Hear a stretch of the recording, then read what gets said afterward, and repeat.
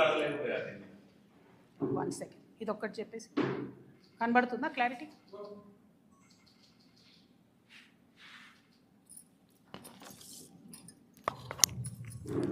పవన్ కళ్యాణ్ కానీ ఎవరు కానీ భూములు కొనుక్కున్నా, అది రిజిస్ట్రేషన్ చేసుకున్నా, వాటి ఫైనల్ డీటెయిల్స్ తెలిసేంత వరకు మీకు తెలిసి నేను ఎక్కువ మాట్లాడను.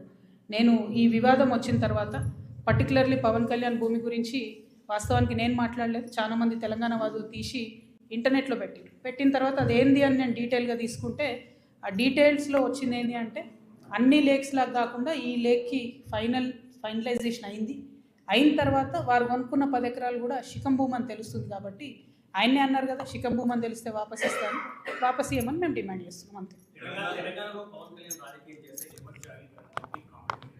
ఏమో తెలంగాణ బరాబర్ మా జాగిరే కదా, తెలంగాణ ప్రజల జాగిరే కదా. పవన్ కళ్యాణ్ జాగిర్ అయితే కాదు కదా, పవన్ కళ్యాణ్ వాళ్ళ ఫోర్ ఫాదర్ జాగిర్ కాదు కదా, మా జాగిరే కదా. మేం కదా కొట్లాడింది తెలంగాణ కోసం. ఇట్లాంటి వాళ్ళందరినీ ఎదిరించి కొట్లాడినాం కదా. పవన్ కళ్యాణ్ అయితేంది, వాళ్ళ అన్న అయితేంది, మొత్తం వాళ్ళ ఆంధ్ర సంతతంతా వచ్చి కొట్లాడితే కూడా తెలంగాణ బిడ్డరు ఏదో చిన్న చీమలైన పెద్ద పామును బట్టి సంపుతాయన్నట్టుగా అంత పెద్ద ఆంధ్ర విషకూరల నుంచి తెలంగాణను బయటికి తెచ్చుకున్నాం కదా. ఏం ఊరుకోము అంటే కొట్లాడినాం, మేము కడుపు కట్టుకొని కొట్లాడినాం కాబట్టి మాకు ఖచ్చితంగా కోపం వస్తుంది, ఖచ్చితంగా ఆవేశం ఉంటుంది. ఇక్కడ మీరు వచ్చి రాజకీయాలు చేస్తామంటే మాత్రం ప్రజలు ఓడిస్తారు ఖచ్చితంగా. ఇప్పుడు రాజ్యాంగం చెప్పింది కాబట్టి ఎవరన్నా ఎక్కడన్నా పోటీ చేయొచ్చు అనేదానికి ఇబ్బంది ఏం లేదు. కానీ నైతికత అనేది ఒకటి ఉంటుంది.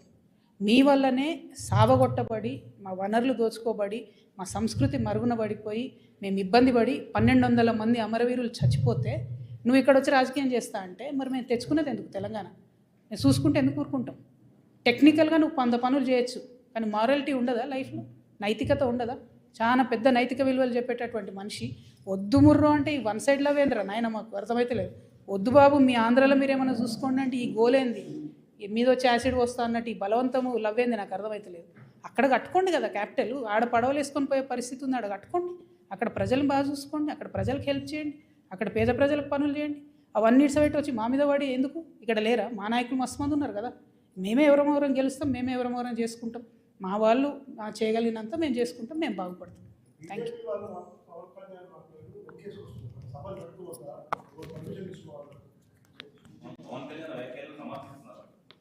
అంటే బీజేపీ వాళ్ళకి ఎవరు లీడర్ లేరు, వాళ్ళు ఏదో పవన్ కళ్యాణ్ వస్తే 2 ఓట్లు వస్తాయి అనుకుంటున్నారు. ఆ ఉన్న సీట్లు కూడా పోతాయి ఈసారి, అవి కూడా రావు. ఎందుకంటే తెలంగాణ ప్రజలు గమనిస్తున్నారు బీజేపీ వాళ్ళు ఏం చేస్తున్నారు అన్నది. వడ్లు ఈడ 75 లక్షల క్వింటాళ్ళు కొనాలి అని సీఎం గారు అంటారు. పంజాబ్లో 100% పండిన గోధుమలన్నీ కేంద్ర ప్రభుత్వం కొంటుంది. మరి 8 మంది ఎంపీలు పోయి అడగొచ్చు కదా, ఇక్కడ 100% మాకు, మనకెందుకు 38% కొనాలి? మరి ఆ మాట ఎందుకు మాట్లాడరు? పవన్ కళ్యాణ్ తర్వాత సంగతి. ముందు అసలు మన ప్రజల కష్టాలలో బీజేపీ పాత్ర ఎక్కడు? బీజేపీ ఏం మాట్లాడుతుంది? డెఫినెట్గా బీజేపీని తెలంగాణ ప్రజలు రానున్న రోజుల్లో ఎలక్షన్లో ఖచ్చితంగా బుద్ధి చెప్తారు.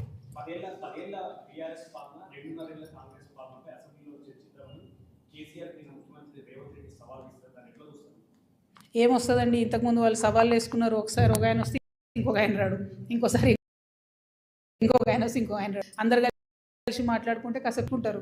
మనకు ఎంటర్టైన్మెంట్ తప్ప రిజల్ట్ ఏమి ఉండదు. పాయింట్ ఏంటి అంటే, ఆనాడు తెలంగాణ ప్రభుత్వ భూమిని, గల్ఫ్ ఆయిల్ లాంటి భూమిని బీఆర్ హయాంలోనే అది 10,000 కోట్ల ప్రాపర్టీ అండి ఫిక్స్ అనే సంస్థకి దారాదత్తం చేయడానికి దారి తెలిసిండు. అను ఇదే ముఖ్యమంత్రి గారు మాట్లాడినరు, ఎట్లు ఇస్తారు అని.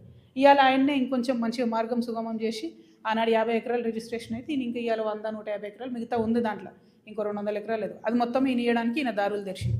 మేము మాత్రం 1 ఇంచు తెలంగాణ జాగా కూడా పోనీయము. ప్రభుత్వ భూమిని రక్షించేటటువంటి బాధ్యత తెలంగాణ రక్షణ సేన తీసుకుంటాం. ఎట్లా అయితే మేము పోయి అక్కడ గట్టిగా పాలమూరు రంగారెడ్డి ఏమైందంటే ముఖ్యమంత్రి గారు పోయి 2 రోజులు అక్కడ కూర్చొని మాట్లాడి చర్చించి రావాల్సి వచ్చిందో, కానీ